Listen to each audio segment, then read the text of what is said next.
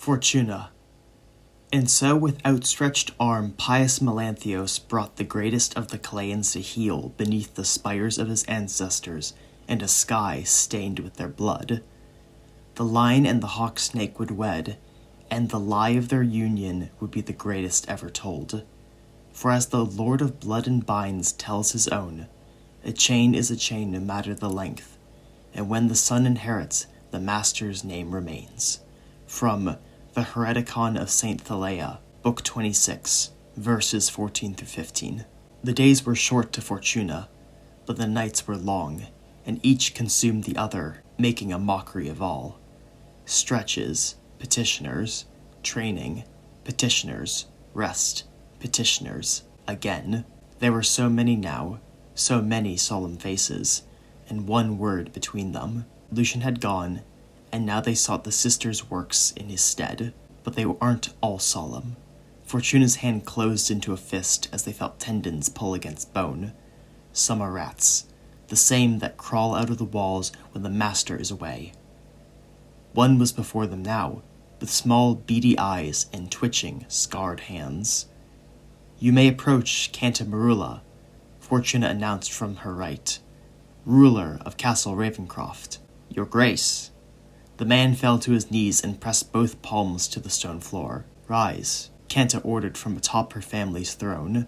"State for us your name and purpose." "Mikel," the man rose sharply, "of Old Elon. My crafts are masonry, and they grace the walls of castles across the Cercaias, near and far. I have come to offer my services to you in these trying times." "I've never heard of this man." Meg turned to Canta. "What can he provide that we haven't already?" "What indeed, Meg?"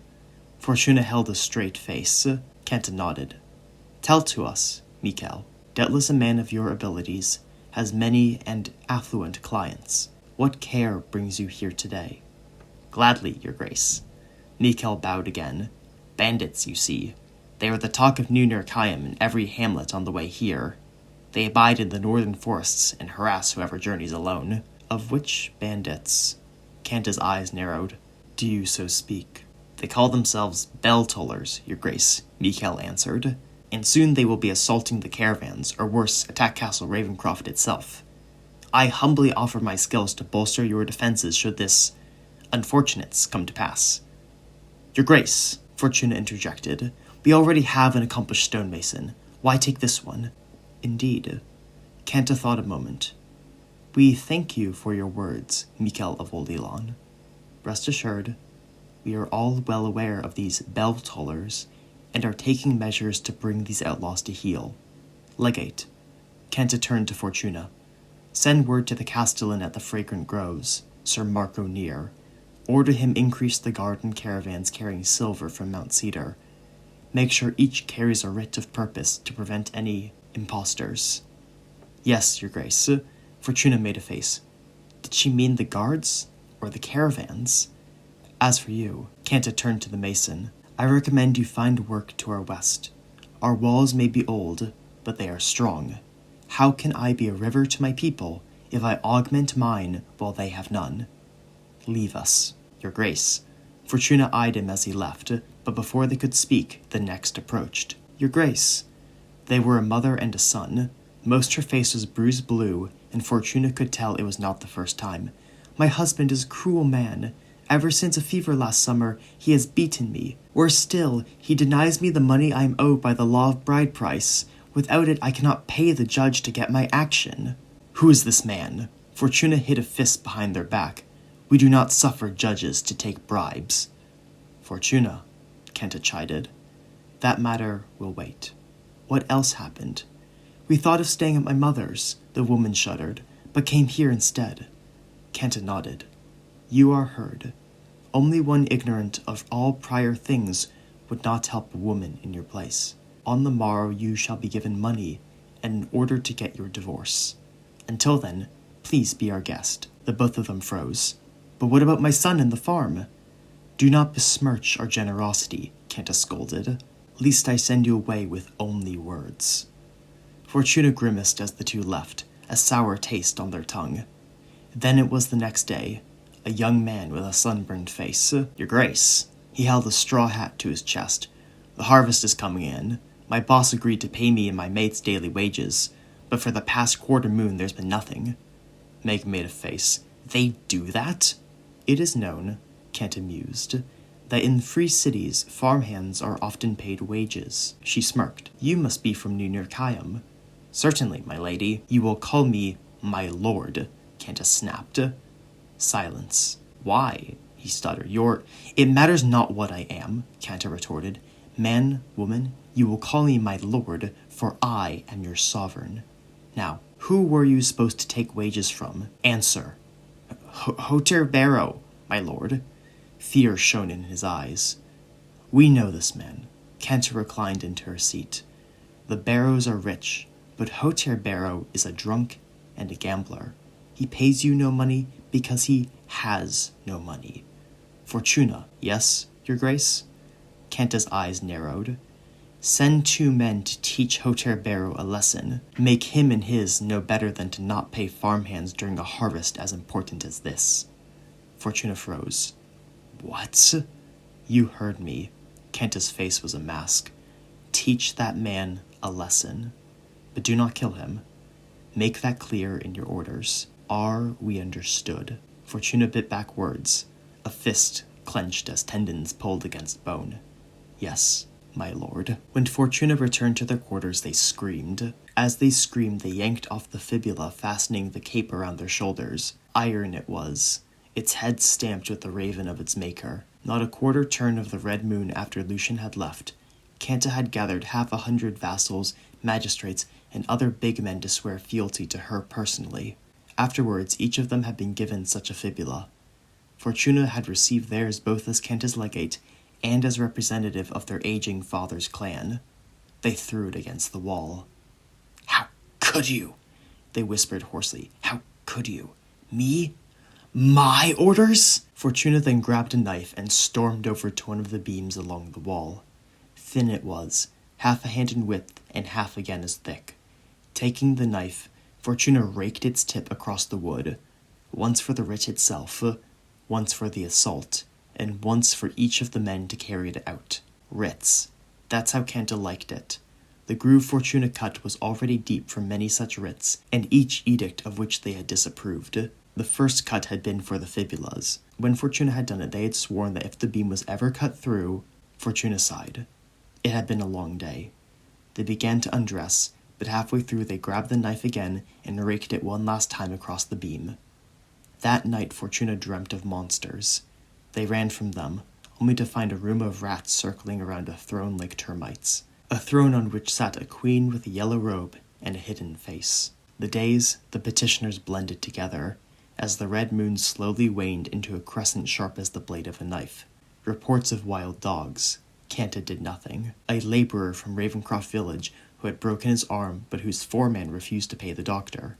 Kenta sent him home with silver and another writ. Nightmares. A midnight duel with Sir Miles. More petitioners. More writs. More nightmares. State for us your name and purpose, my lord. Before them was a man and woman, half-siblings, maybe, or perhaps spouses. Each were twice Kenta's age and wore modest finery. We come bearing wretched news, the man said, weak and crooked-mouthed. My brother has been murdered. Your names, Kenta repeated. Least I remind you of them. Of course, your grace, the man bowed. Kilianus, if it please you. Melinda, the woman curtsied. I'm his cousin. My brother, though, Kilianus continued, who we have lived with for years, was Minora's centaur. Fortuna inhaled sharply. The Centauri were a landlord family, the second wealthiest in New Nurkayam, and known for their cruelty. Seems they finally got their due. A client of theirs? I am familiar, Kenta replied. Who killed him? He was murdered, Kilianus insisted, by his wife. Fortuna frowned. Rena Redbrick? Melinda and Kilianus scowled as one. The Redbricks were the Centauri but worse, Fortuna knew, but did not recall that the rivals had put aside their differences with the marriage. The same. How did it happen? Ever since their marriage last year, Melinda stepped forward. That slut has lived under our roof and eaten our food. My cousin and I were there first, to help Minoris run his father and brother's business. How did he die? Poison, Kilianus spat. How do you know? Because he's dead, he exclaimed. It's not every day a grown man falls ill and dies so suddenly, my lord, and at so inopportune a time as well. Kenta's eyes narrowed. How so? The will, Melinda stated. They were quarreling just before it happened. Minoris said he ought to write Rena out and give me her share instead. Then he died before he had the chance. We should have seen it coming. She always hated me. And yet you were staying with her? Meg sneered. We're landlords, not kings, Kilianis puffed. Where else were we going to live? My father's? Clearly not, Meg snickered. And with good reason, it seems. Kilianis' eyes bulged. Why you? You will refrain from speaking to our advisors so. Kanta's tongue was iron. We repeat. Why have you come to us? Are there not judges to arbitrate such a blatant murder? The judges are all red brick bought, Kilianis spat. Rats. Fortuna frowned, feeling the tendons in their hands slowly pull and contract. To the left, Kanta was silent, still as stone, until her mouth twitched. She was trying not to smile. What? I understand, Kanta said finally. You cannot return. You fear for your lives. Yes, Melinda nodded, and your lordship is known, like your father, to often take a more direct approach. Fortuna's breath caught in their throat. You would have me uproot law and safety for the sake of your feud? Kenta chided. And on such proof, even if a crime against gods and nature. Nevertheless, we must discuss this matter further. Andreas, Tarek, Kenta snapped her fingers. Carry these two from this summer heat. As for you, she turned back to the cousins, my rook excels in medicine and healing. He will know which poison felled your kin. Thank you, your grace, Kilianis bowed as the guards approached. We are most appreciative. Kanta nodded as the two were led from the hall. Andreas, she called when they were at the door. Don't forget the birds. Yes, my lord. Andreas nodded and closed it behind him. The shock sent a hot breeze across the room, as if the shut door were the jaws of some great beast. Fortuna felt numb. Enough of this. Kanta rose. Meg, see to Brother Preston. Yes, Kanta. Meg bowed and left to the cloister. As for you, Kanta turned to Fortuna. Come with me. Of course. Fortuna tried to mask their ire. Together the two of them marched down to the kitchens, then left to a room neighboring the oven. There a hot bath had been prepared, next to it a folding table with a comb, towel, soap, and things many and like. Fortuna thought it some test, some trick, only for Kanta to undress and slowly lower herself in. Would you bathe me? She asked. Bathe you? Fortuna stammered. Me? Yes, you. Her face was a mask. It's been too long since we've talked. Fortuna just stared. In that mask were all the things they could say. The writs, the oaths, the whippings, the assault, the injustice. Kanta leaned back into the water. Go on. Silent, Fortuna stepped back and slowly unbuckled their sword, their daggers, their bandolier of throwing knives. Then came their bracers, their belt, their armor, until with shaking hands Fortuna picked up the comb. They began running it through Kanta's hair, dark and straight, the same as Iril's. Do you, Kanta said after a long pause, think I did the right thing? Fortuna froze. Pardon? With the dogs. Kanta stared at the far wall. I should have done something. But what? What good are a few hunters against 100 bitches and their litters? She looked down. Yet every day delayed, more die. My people, our people, who I am sworn to keep safe. Fortuna was silent. Their hand closed into a fist, then loosened. They felt sick. And you gather I speak not of dogs. The bandits, Fortuna nodded. The bell tollers. Just so. Kanta raised an arm to wash. I should have sent someone, but we have so few men of late, so few funds. I should have warned Lucian. I should not have sent those men to assault Hoter Barrow. Not in public. That did not become me. It did not become you in the slightest, Fortuna wished to say. Lucian, they instead replied, would have summoned him and demanded an explanation. He'd have fined the man. They paused, and greatly. Fines are nothing to those who can pay, Kanta snapped, and it would behoove me to not beggar Barrow men besides. Why not? Fortuna challenged. Why not beggar the Barrows, the red bricks, and use that money on the needy? Because I need them, Kenta insisted. They keep everyone in line, especially each other. Lucian knew that. If I dispossessed the Barrows, the Red Bricks, the Centauri, it would be rebellion, and we'd lose. What if you won? It would take time. Kenta tapped the side of the tub and watched the ripples. We would start small, ally one against the other, and then there's the matter of the famine. But to what end? Never have the Muruli, no more than the Adenites, ruled Erdonia alone. There must be vassals, unless... Kenta sighed and offered Fortuna the other arm. What is your intent with those Centauri cousins? Fortuna finally asked. I thought the doves made that clear enough, Kenta paused. I will question them tonight. Separately. Didn't you just say we shouldn't antagonize the Centauri and those like them? Yes, Kenta argued, but they lied. It was obvious, and so I did what I must. There was no will, and then they asked me commit what I have just condemned. For what greater upset is there than the overthrow of law and custom? Why do you think I have you write such writs? Many thanks for that. Fortuna frowned. Why do you write them? I am young, a woman, and unwed. Kenta sighed. I cannot simply make others obey. Not unless I have already made obedience their custom. Black armor, gray skies. Fortuna shuddered. I would say you understand. Kenta put a hand on her shoulder. Somewhat, at least. Somewhat. Fortuna echoed. Different struggles. Your blade. My style. Fortuna nodded. Sometimes they forgot that, despite her poise, her mind, Kenta was still a girl of 10 and 6, with all the expectations that accompanied it. And whereas the gods had made Fortuna flat and narrow-hipped, it seemed they would grant Kenta no such luxury. Sing for me, Fortuna, Kenta stated, if you would. Sing for you? Fortuna shook their head. I cannot. Kenta was silent for a time. I see. Her hand dipped beneath the water. Forgive me. There's little enough music in this place. Sometimes I need resort to the chasm. What? It's filled my mind of late, Kenta confessed. Not going down, mind you, but in my dreams, yes, when I manage to sleep. I want to see what lies down there, like the Lord of Blackbirds, who built a tower to the heavens, and the chasm. It's an inverted tower, isn't it? A spire. Maybe the gods are down there, at least. That's what I think in my dreams. Maybe I'd ought to go down there and see for myself. And die. Fortuna found themselves smiling. Stories, Kenta scoffed. How many years have the Muruli lived here? 1,000? 2,000? There must have been one who went deeper, down to the chasm's core. And then there's the Undercroft. What about it?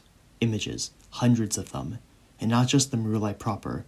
Ladies, men-at-arms, even a cook or two. But too few. There ought to be more. There must be another Undercroft, farther down. And if there is, what else? The water that collects on the chasm's walls has to go somewhere. Maybe down to a river of gold. Fortuna laughed nervously. Maybe a dragon. Dragons don't like gold. Kenta made a face. The legends say their vastness alone was enough to dominate man when the world was young. Gold came later, taking the place of dragon scales after Thamus had worn them down to dust. You should know that. Fortuna clenched their fist, feeling tendons pull against bone. Here. Kenta took the brush and suddenly the mask returned. My work will do now. You were dismissed. Yes, Kenta. Fortuna rose, rearmed and armored themselves, and left. They were not halfway to the stairs when they came face to face with Meg. Sir Miles' daughter looked at Fortuna, then the door, then back at Fortuna, her eyes alight with rage. Fortuna said nothing and continued up the stairs. State for us your name and purpose. Melandta of Alion, your grace. It was a man this time. I'm a healer, here to offer my crafts. Fortuna at once hated him. He was smug, with the hungry eyes of an aging man with nothing to lose. Fortuna felt them crawling over their body, twisted as the knotted mass of talismans and charms woven over his shoulders. He was a charlatan, an Alionian charlatan. Alion was the mandate north of Erdonia, between it and the Nemorias beyond. But whereas Erdonia and the Circaias had ultimately knelt and accepted the customs of the nascent empire, in Alion had persisted a certain strangeness carried down from the migratory tribes that had settled the region long past. What sort of crafts? Kenta inquired from atop her throne. Tinctures? Draughts? An elixir or two? The man chuckled. To focus the mind, soothe the limbs and heart, to ward off Estelle's embrace. His eyes met Canta's, or call her, should you be wanting. Fortuna's face was stone. Turning back, Brother Preston's was the same, hard, with unease beneath the eyes. I confess, Canta nodded, she has been coy of late, and her embrace does not come alone. What have you which brings dreamless slumber? Many and wondrous things, your grace, Melantita smirked, for in dilution the embrace of one sister becomes that of another. Fortuna bristled. His sophistry was not lost in them. Poison. You speak well. Canta's reply was crisp. Could such tinctures have use beyond me? Yes, the Alionian bowed again, though such medicines often take root only after turns of ministration. Your grace, Brother Preston exclaimed, you can't seriously consider bringing this man into our employ. Hush, Preston, Canta chided. I may be young, but I am not so as to disregard opportunities when they present themselves. Something tumbled in Fortuna's gut. At once they pictured Melantita and Meg whispering in each of Canta's ears. Behind them a spiderweb in which twisted the laughter of dark gods. Even so, your concerns are heard. Canta continued. Tarek, Marcus. Yes, my lord, Tarek replied. Bring our... Canta put a finger to her lips. No, he isn't yet our guest. Bring this man and Brother Preston to our stores. Compare and report back to me on their effectiveness. Can't be serious. Although Fortuna glared, Canta paid them no mind. Meg was smirking. What is she getting at? Yes, my lord. Tarek saluted. Fortuna watched as he, Andreas, the rook, and the charlatan left out the main door, tendons pulling against bone in a quivering fist. Somewhere above, wings fluttered silently. The next petitioners passed in a blur. Fortuna didn't catch any of their names. All they could think of was the board, the scratches, Lucian's face as he had begun to cry, and the promise Fortuna had failed to keep. Fortuna. Before them was a man, bald and nearly 40. Although a riding scarf obscured half his face, Fortuna knew its owner. Rokas? Fortuna stared. What are you doing here? Message for you, my lord. As long as they could remember, Rokas had faithfully served Fortuna's father by carrying letters between Visker's Hold, the Fragrant Groves, and Castle Ravencroft. Bowing, he brought forth a thin wooden box, barely a hand in length. Fortuna shook their head. Not now. Fortuna, bring it to my chambers, Fortuna snapped. I will see it later. Rokas bowed and left. After him was a man half his age, curly-haired and strong-chinned. Bandits, your grace. In his arms was a satchel. Bell-tollers, they call themselves. They make the northern roads unsafe. We are well aware of these brigands, Canta replied, and are drafting measures to address them. What acts bring you to us today? This. The young man brought forth a bundle of off-white fabric, stained with blood. Before, I worked as a caravan guard from Mount Cedar. The bell-tollers, they captured our caravan, all 6 of us. They brought me and another, Shala, back to their hideout in the forest along with the silver. We were there for days, your grace. Then, he choked as tears dripped to the stone floor. Plin, plin. Wordless, Fortuna stepped forward and took the bundle from his grasp. It was strangely heavy. Slowly, Fortuna peeled back the layers. Inside was a skull, bleached in boiling water. The top had been sawn off and the brain removed. Turning it over, the thing nearly fell from Fortuna's grasp. All the teeth were missing as well. The cranium. Although she was still, Canta's right hand clenched the throne's armrest, loosening only when Fortuna offered up the remains. Who? Canta asked, staring into its eyes. Crescus, the young man gulped. His men called him Crescus. And yours? Modir, your grace. He was wiping away tears. Tell me, Modir. Canta's gaze narrowed. How many heads do you want in exchange for hers? What? You were close, you and Shala. Canta didn't wait for his response. She will be buried here. In exchange, you will have heads until you are satisfied. No, Modir cried. Please, milady, let me bury her. Silence! The word was as thunder. You will address me as Lord. Fortuna did not hear the rest. When it was done, they passed from the hall and into the yard, past chopped wood and hewn stone, north and west, until wall gave way to rock. There they found their familiar path, their clacking armor almost distant enough to pretend its footsteps belonged to another. Then they were at the olive tree, alone in its shade. Underripe. Fortuna snapped off one of the branches and hurled it into the below. Then they sat, before them only the ghosts of yesteryear, until they too sank into a well of bitter tears.